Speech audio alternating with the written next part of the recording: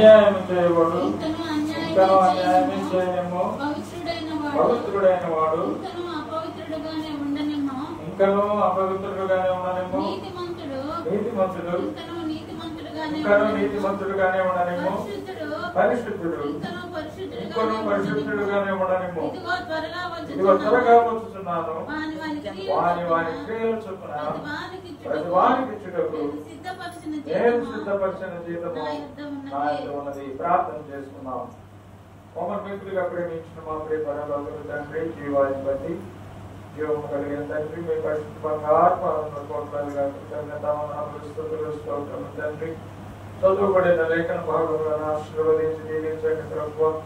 ధర్మశాస్త్రంలో ఆశ్చర్యకరములైన సంగతులను చూసినట్లు మమ్మల్ని తెరవము తండ్రి. వినగల చెవి గ్రహించగల మనసు హృదయము మమ్మల్ని గ్రహించిన ఆయన విపక్షముగా నిలబడిన మీ దేవదాసునికి వాక్శక్తి ఆత్మ స్వాతంత్రమును అనుగ్రహించి శిరోజాటును మరుగు చేసి మీరే మాతో మాట్లాడమని ఆత్మలకు మెండైన దీవెనలు ఆశీర్వాదములు వివాహారమును సమృద్ధిగా దయచేసి మీ నామానికి మహిమ ఘనత ప్రభావమును పొందుకోమని యేసు ఉన్నతమైన పరిశుద్ధమైన నామములు స్తుతులు స్తోత్రములు కృతజ్ఞతాస్తుతులు కోట్లాదిగా మెండుగా సమర్పించి మిత్రులు వినయముతో బ్రతుకులాగా వేడుకొని ప్రార్థన చేస్తున్నాం కన్న తండ్రి.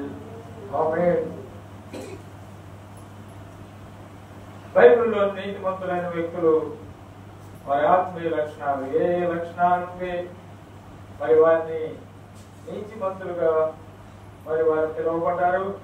మనం ధ్యానం చేద్దాం. మత్తయి శుభవార్త మరి హేబేలు అర్పణలో గొర్రె పిల్ల ఉందట. చూడండి, మత్తయి శుభవార్త 23వ అధ్యాయము 34వ వచనం. మత్తయి శుభవార్త 23వ అధ్యాయము 34వ వచనం. అందుచేత ఇదిగో నేను మీ యొద్దకు ప్రవక్తలను జ్ఞానులను శాస్త్రులను పంపుచున్నాను. మీరు వారిలో కొందరిని చంపి సిలువ వేయుదురు, కొందరిని సమాజ మందిరములలో కొరడాలతో కొట్టించి పట్టణం నుండి పట్టణమునకు తరుముదురు. నీతిమంతుడైన హేబేలు రక్తము మొదలుకొని బలిపీఠమునకును దేవాలయమునకును మధ్య మీరు చంపిన పరకీ కుమారుడైన జకర్యా రక్తం వరకు చిందించబడిన నీతిమంతుల రక్తము మీ మీదికి వచ్చును. కాబట్టి మరి హేబేలు అర్పణలో ఏమన్నది? గొర్రె పిల్ల. ఈ గొర్రె పిల్ల అర్పణ వలన మరి ఈ హేబేలు నీతిమంతుడిగా తీర్చబడినట్టుగా మనం చూస్తున్నాం. అలాగే దేవుని మాట సంపూర్ణ విధేయత చూపిన వాడు నోవాహు. చూడండి, ఆయన నీతిమంతుడు ఎలా అయ్యాడో మరి ఆదికాండము 7వ అధ్యాయము 1వ వచనము. ఆదికాండము 7వ అధ్యాయము 1వ వచనం.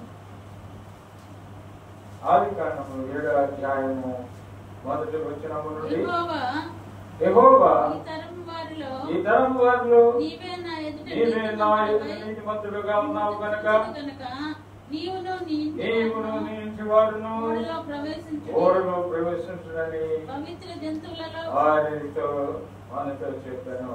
కాబట్టి నీతిమంతుడు కనుక ఎందుకు నీతిమంతుడు అయినంటే దేవుని మాటకు సంపూర్ణ విజేత చూపించాడు. ఓడను తయారు చేయమన్నాడు. ఓడను తయారు చేయడం అంటే మరి కోట్లాది రూపాయలు ఖర్చు అవుతాయి, లక్షలాది రూపాయలు ఖర్చు అవుతాయి.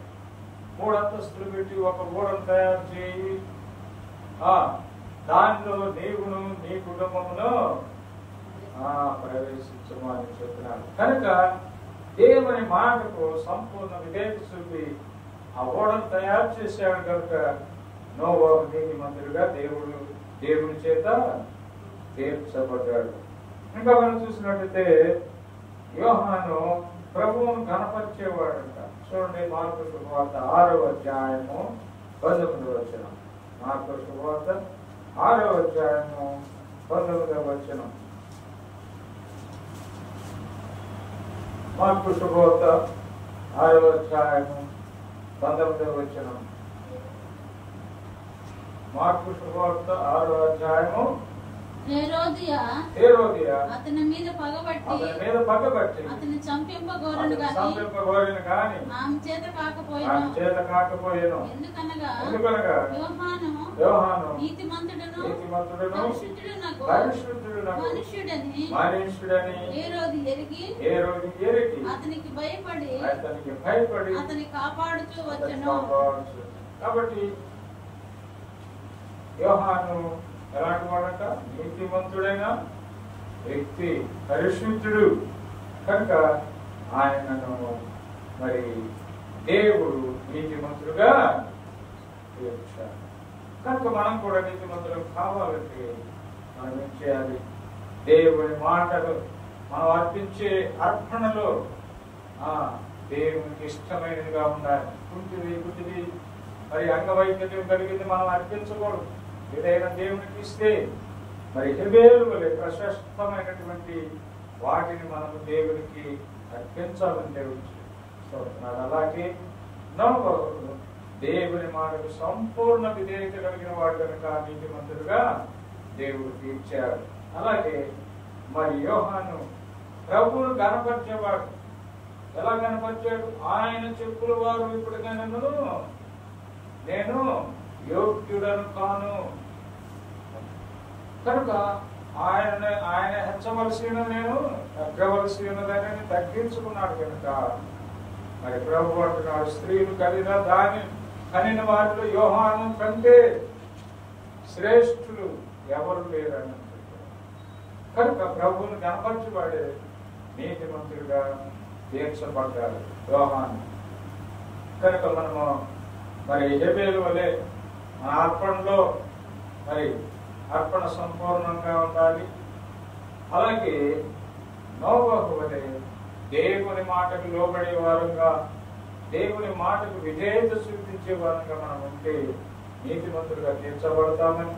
అలాగే యోహాను ప్రభువును కనపరిచేవాడుగా ఉన్నాడు కనుక మరి నీతిమంతులుగా తీర్చబడినట్టుగా మనం చూస్తున్నాం. దేవుడి మాట మన వెనుకలో దీవించుగాక.